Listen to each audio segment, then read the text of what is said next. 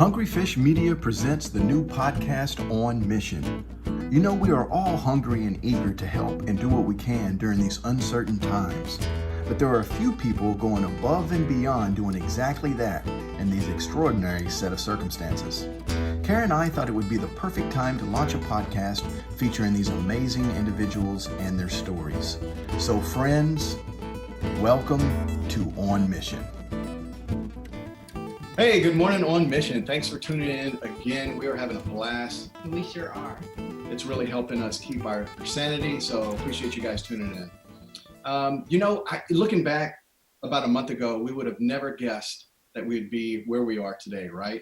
No cars on the road, business is shutting down, our kids are out of school, driving us all crazy. Just a little. But there are a few people going above and beyond, really helping out. And today, our guest is one of those women, Jill Alvis.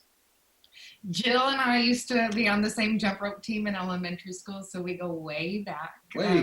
I've been following her on Facebook for a long, long time, and you see Jesus in all she does. And so during this quarantine, we noticed that she started making masks, and we reached out to her. And we're so happy to have her as our guest. Hey, welcome. Hey, Jill.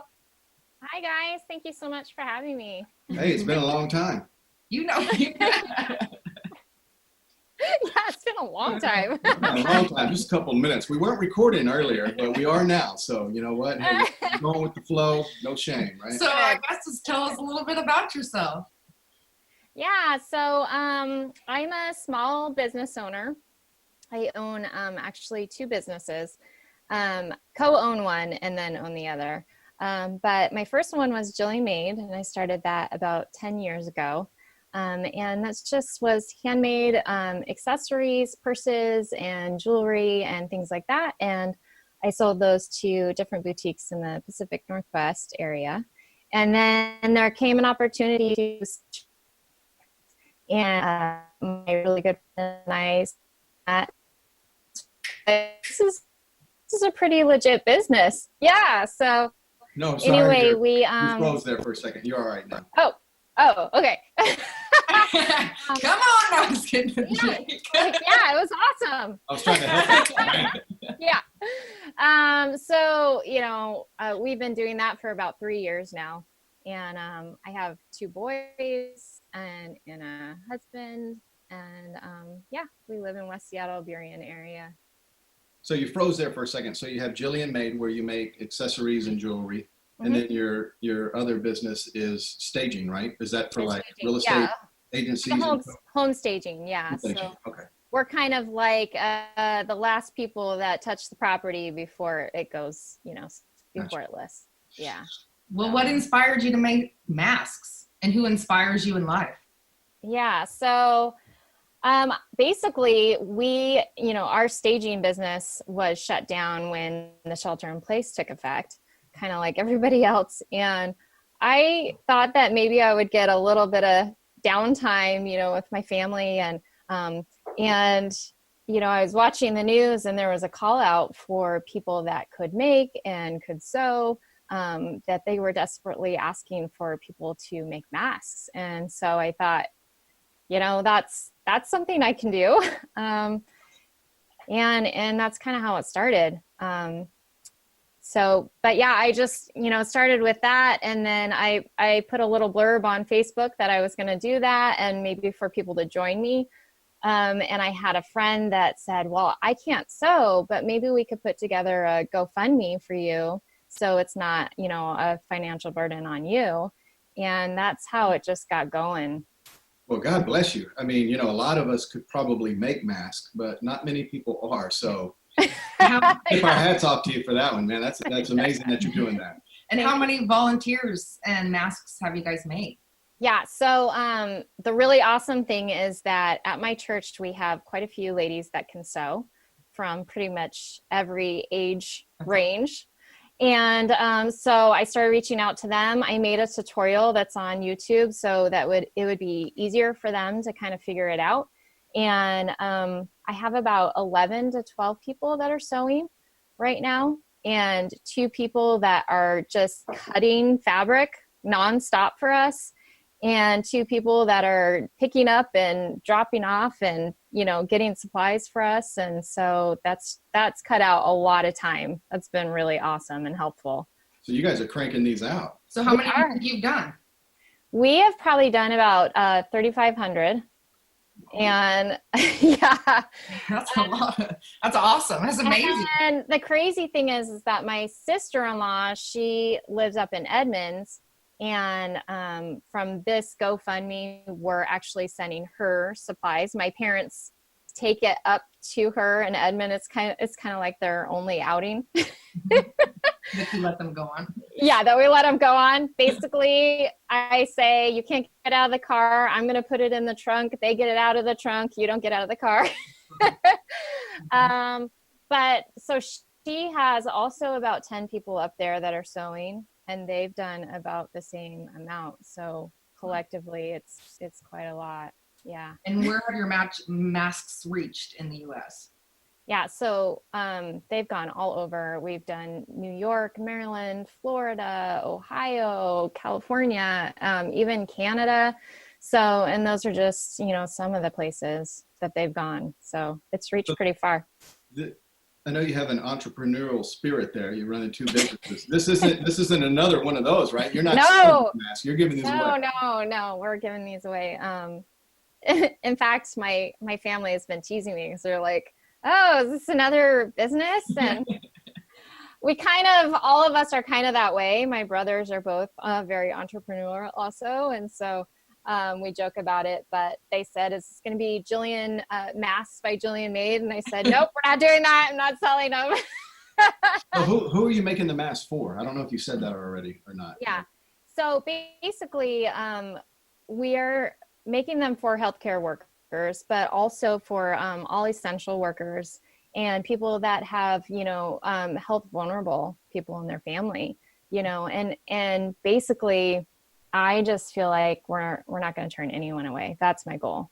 So if people are reaching out and they feel like they're in need to have masks, then we want to get them some. That's awesome. So. What's different about your masks? That's why we thought you were so amazing. Yeah, because yeah. Like what protects people from the coronavirus? Mm-hmm. Well, so when I, saw that on the news, and I thought, well, it's kind of crazy that they're asking for just like fabric masks, and so I was thinking there's got to be something that's like a little more helpful, a better barrier than just the two cotton layers. And so when I was researching, there were different patterns that people had made with a pocket to put a filter in, but it wasn't super clear what filters were being used, what people were using as filters. So, I sent my husband to the hardware store. He was looking at some of the home filters for furnaces. And we found the 3M filters, and they actually are supposed to, the higher up ones, the 2200 is what we use. And those actually filter out bacteria and viruses. So show us how to put Thank you for this sending on. us these. Yes. Yeah. Our daughter and son love these. So yeah, and we'll send them some too. We have some kid sizes as well. Look how cute that is. It's so cute. Remember this part of your nose. Yeah. The filter. Yeah. Okay. So you put the filter in. The wire obviously is up by your nose. And I like these ones that have the band around the head. Yeah. So it's more comfortable. So it doesn't have to go on your ear. Yeah, that's a good option there. And you just want to make sure that they're down really far under your chin here. And then you just press the sides up on your nose so that you get a good seal, basically. And you said it's really important to have the filter over the mouth and nose, right? Yeah, so you really want to have, if the filter's not covering right here, that's okay. You really want where this part where your nose and your mouth are, for that part to be covered. That's the most important part. And you have lots of videos on your Facebook that people can check out too. So yeah, and these are a little bit tricky to put in the filters. But once you get it, it gets a little bit easier. I say it's like putting a pillow in a pillowcase. Just got to kind of move it around, get the corners, to match up, and then and then it works. I am your father. Yeah. These are great. No, that's awesome. Thank you so much for those. Yes. Yeah.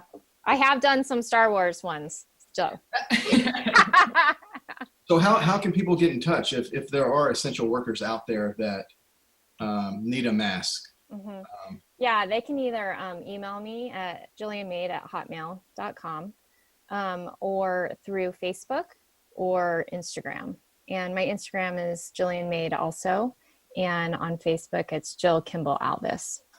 Okay. And what about if someone wants to, do you still have the GoFundMe campaign? And if so, how can someone help with that? We do, yeah. So we have a goal of $10,000. I think that we're at 7,500 right now. Okay. So we're getting there. It's been really amazing to have people share in with that financial side and financial backing. We actually are mailing everything overnight. So it's been really cool to take in like a bunch of packages in and just be like, overnight it.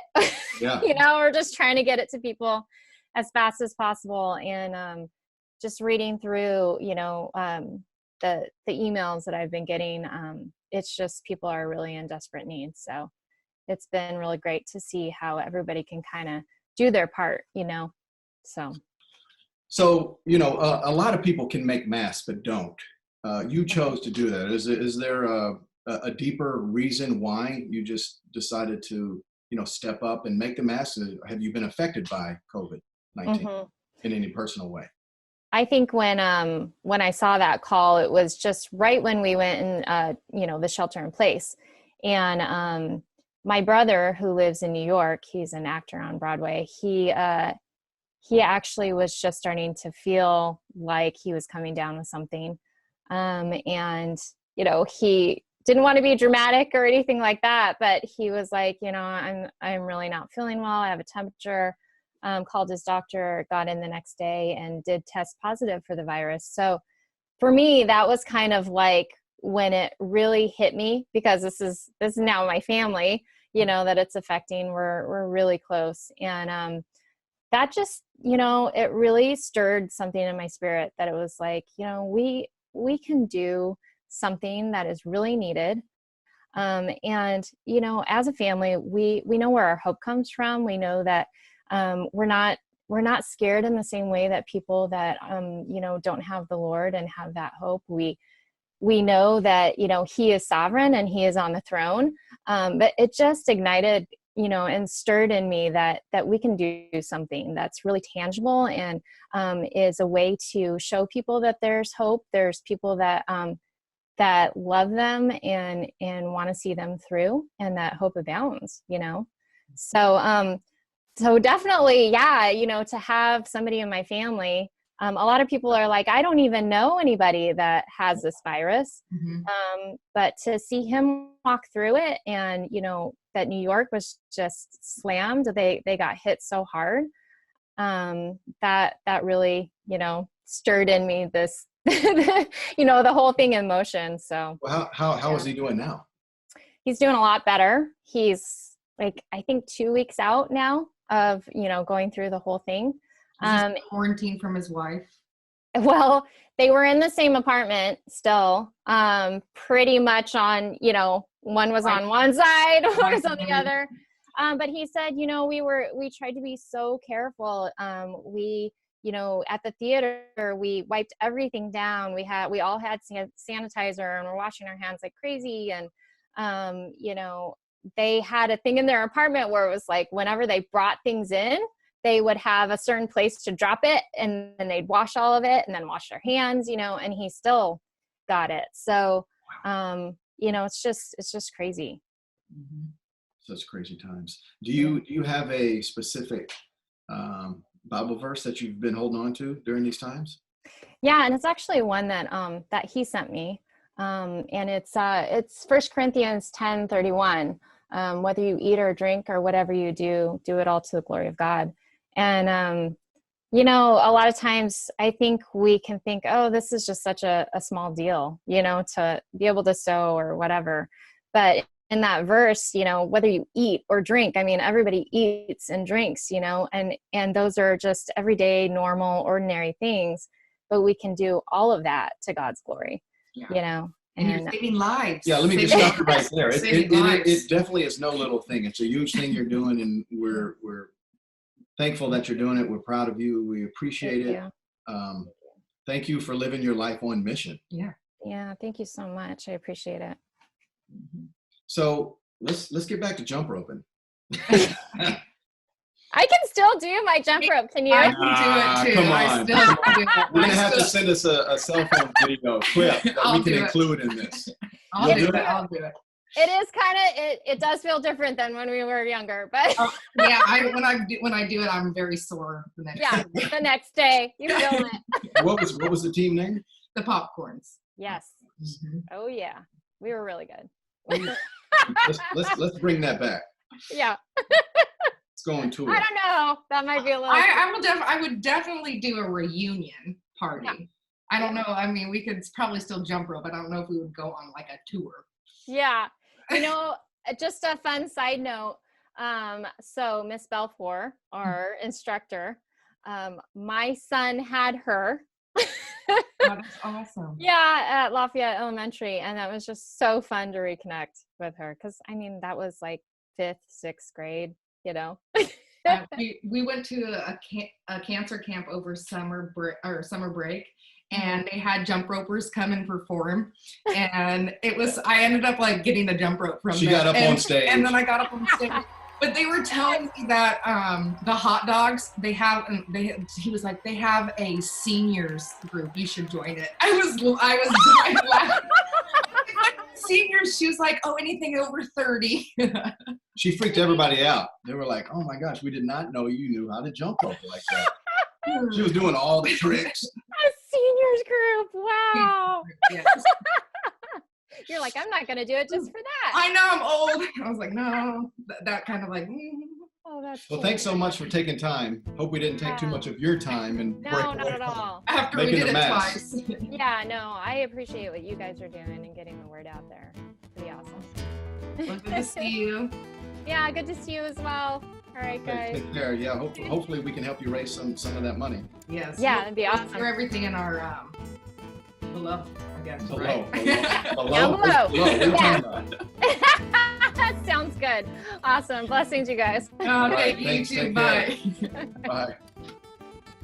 Hey guys, thanks so much for tuning in to another episode of On Mission. What an incredible guest, it was right? So awesome. There's not many people like Jill. You know, we could all probably figure out how to make a mask, but not many of us are doing that. No.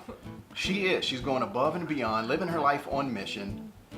And we're just so blessed to know her and to have her on our show. I mean, it's saving lives. So thanks again for tuning in. You can check out a new interview every Wednesday and Friday, 10 a.m. Pacific Standard Time. And we'll see you soon. We're so excited for you to tune in next time. Amen. Bye. Bye.